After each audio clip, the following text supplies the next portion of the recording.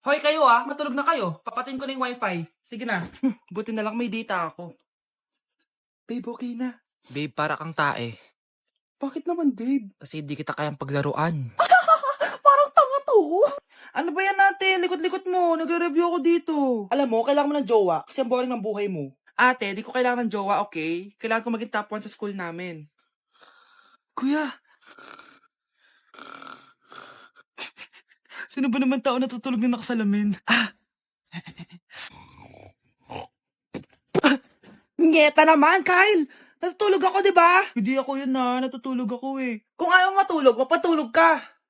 Ba't ang ingay ng mga batang yun? Teka lang. Ano ba yan ang ingay nyo? Di ako mapag-focus dito. Yun ang matulog, mga punyeta talaga yun. Sinanay, bakit? Bakit ang ingay nyo? Di ba sabi matulog na? Matulog na kayo, ha? Yes, makakapag-tiktok na ako.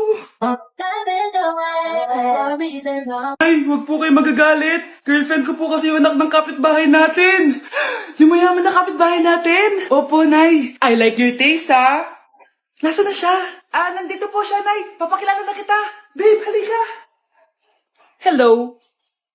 Ikaw pala yung girlfriend ng anak ko. Anong pangalan mo? Ako si Kendall, ang pinakamayaman at pinakamaganda dito sa barangay nyo. I like your confidence. By the way, kumain ka na ba, Iha? Hindi pa. May masarap ba kayong pagkain dito? Oo naman, masarap ako magluto. Tara, kain na tayo. Ito, kain na tayo. Sarap. Yuck! Disgusting! Ang pangit na lasa! Lasang... Grabe ka naman! Nagsisisi akong pumunta pa ako dito! Babe, magpapaliwanag ako, please! Ang papangit nyo! Kumain ka na dyan, anak, ha? Anong meron, Nay? Bakit ang dami pong pagkain? Siyempre, anak, malapit na magpasko. Tara, kain na tayo. Niluto ko lahat ng favorite mo. Talaga, Nay? Ay, sana palagi na lang Pasko. Ay, may nangangaraling ata. Wait lang, anak. Nangangaraling po. Ang seselage awetan na witang hando sa nga ng Pasko magmalapa joy joy. Merry Christmas po!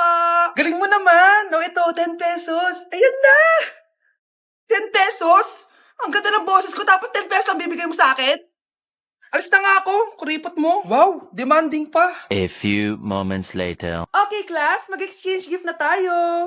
Wow, ang bango neto. Thank you. OMG, bagong bag. Alam mo talaga yung gusto ko, Thank you. Nasaan na yung exchange gift ko? Wala yung ka-exchange gift mo, be. Absent siya. Bawi ka na lang next year. Dahil ikaw, bro, ang star na Pasko! May tatalo pa ba sa Pasko? Number 10. Last question na to, class, ha? 10 points to. Sana madali lang itanong ni ma'am. Mukhang mapaperfect ko to, Ano? Ang full name ni Jose Rizal. Full name? Akala ko full name niya na yun. Dinuro ba yan ni ma'am? Kung nakikinig talaga kayo sa discussion natin, alam nyo kung anong full name niya. Alam ko lang yung full name ng crush ko. Ano ba kasi full name niya? So wala palang nakikinig sa akin, ha? Sige, perfect sa exam ang makakasagot sa akin. Ma'am, alam ko po. Okay, Cheska, ang full name ni Jose Rizal ay Jose Protasio Rizal Mercado y Alonso Rialonda. Very good! Perfect ka na, ha? Yes, thank you, ma'am. Ma'am, bakit pa ba namin kailangan pag-aralan yung full name ni Rizal? Itatanong ba yun sa amin kapag mag-a-apply na kaming trabaho? Oo nga, ma'am. Parang di naman kailangan pag-aralan yan. Perfect na sana ako, eh. Pinag-aaralan natin siya kasi marami siyang nagawa at naiambag sa bayan natin. Kayong dalawa, ano naiambag nyo? Di ba puro lang kayo reklamo at panigat sa bahay? Babe, matutulog na ako,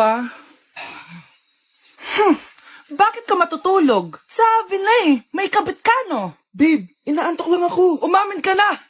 Siguro nakikita kayo ng kabit mo doon sa palagirip mo, no? Siguro may mga anak kayo doon. Masaya kayong pamilya. Tapos ako walang kaalam-alam. Babe, wag kang matutulog. A few moments later. Babe, skincare lang ako, skincare. Sige lang. Tapos popogi ka lalo. Tapos may magkakagusto sa'yo. Tapos papatulan mo kasi mas maganda siya sa akin. Tapos magkikipaghiwalay ka sa akin. Babe, ano ba? Tapos di ako mabubuhay na maayos. Magkakasakit ako. Mamamatay ako. Ang bago nating top 1 ay si Samantha. Ang galing mo, Samantha. Naku, basic lang yan. Paano nangyari yun? Pasado kayong lahat. Pero bumagsak? Si Scarlett? Halatang favorite mo sa Samantha. Pares lang kami ng average. Paano ako bumagsak? Di ba sinasagot mo ako? Eh, di bagsak ka ngayon? Umanda ka sa akin. A few moments later. Class, mag-behave kayo. Nandito yung principal natin. Magandang umaga, class. Kamusta yung bago nating teacher? Gusto ko pong i-report yung teacher na yan dahil may favoritism po yan. Favoritism? Sinungaling ka, Scarlett! Mabait sa amin si ma'am. Opo, ma'am. Mabait po ako sa kanila. Pantay-pantay lang po yung tingin ko sa kanila. Huwag mo na pagtakpan nanay mo, Samantha. Hala, OMG, magnanay sila. Ma'am Principal, pagpasensyahan niyo na siya. Baka di niya alam yung sinasabi niya. Meron akong ebidensya dito na nagpapatunay na binigyan ng sagot ni ma'am si Samantha. At tinawag ng nanay si ma'am. Bawal to sa school natin Kayong dalawa, mag-usap tayo sa principal's office. Ma'am, magpapaliwanag po ako. Good morning, ma'am. Ba't ang laki ng tiyan mo, Samantha? Buntis po ako, ma'am. Hello, ma'am. Sko, ano nang nangyari sa mga estudyante ko? Lo, blessing kaya to, ma'am. Blessing? Nauna pa kayo sa akin, ha? Okay, nagets niyo ba? Ano yung maingay na yon? Ma'am, sorry po. Lumabas na kasi yung anak ko eh. Tama na, baby. Ma'am, nawawala yung anak ko. Iniwan ko lang kanina dito eh. Ilabas niyo na. Kit-kit mo? Hoy! Balik pa sa akin anak ko! Anak mo pala to? O, salo? Yung bata! Be, may gatas ka pa dyan? Naubusan na ako eh. Ay, Be, bumili ka. Ano, pati gatas ng anak ko, ubusin mo din? Damot mo naman. Ang pangit naman ng anak mo. Aba, ano sabi mo? Che, TikTok muna ako.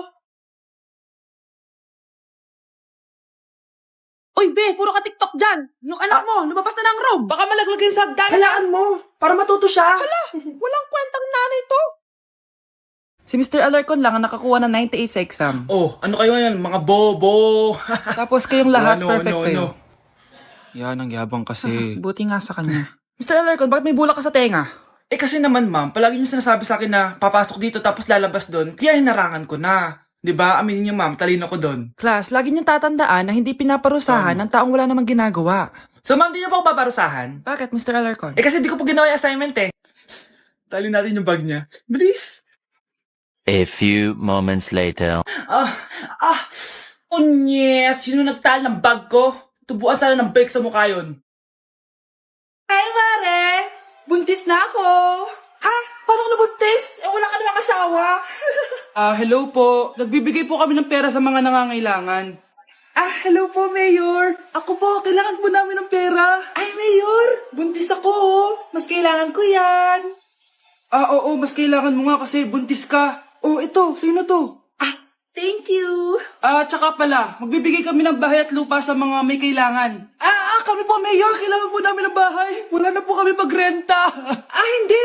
Buntis ako, Kawawa naman yung bata kung wala siyang bahay, di ba? Oo nga, mas kailangan niyo yung bahay. Oh, ito, sa inyo yung bahay. Thank you. Sandali lang. Bakit? Sinungaling to babaeng to eh. Hindi naman totoong buntis yan. Totoo nga. Manganganak na ata ako. Manganganak na daw. Manganganak? Tignan ko na lang kung anak yung lumabas dyan.